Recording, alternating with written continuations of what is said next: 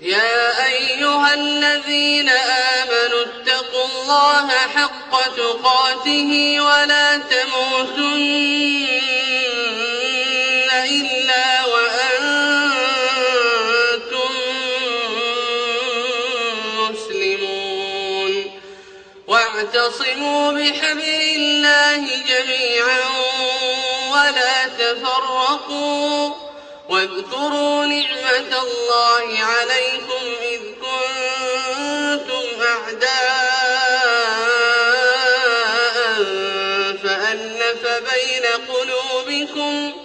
فألف بين قلوبكم فأصبحتم بنعمته إخوانا وكنتم على شفا حفرة من النار فأنقذكم منها كذلك يبين الله لكم آياته لعلكم تهتدون ولتكن منكم أمة يدعون إلى الخير ويأمرون بالمعروف وينهون عن المنكر وأولئك هم المفلحون ولا تكونوا كالذين تفرقوا واختلفوا من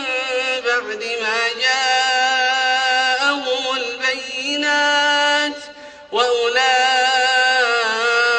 وأولئك لهم عذاب عظيم يوم تبيض وجوه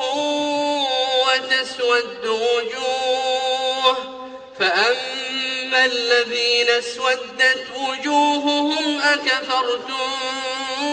بعد إيمانكم فذوقوا العذاب بما كنتم تكفرون وأما الذين ابيضت وجوههم ففي رحمة الله هم فيها خالدون تلك آيات الله نتلوها عليك بالحق وما الله يريد ظلما للعالمين ولله ما في السماوات وما في الأرض وإلى الله ترجع الأمور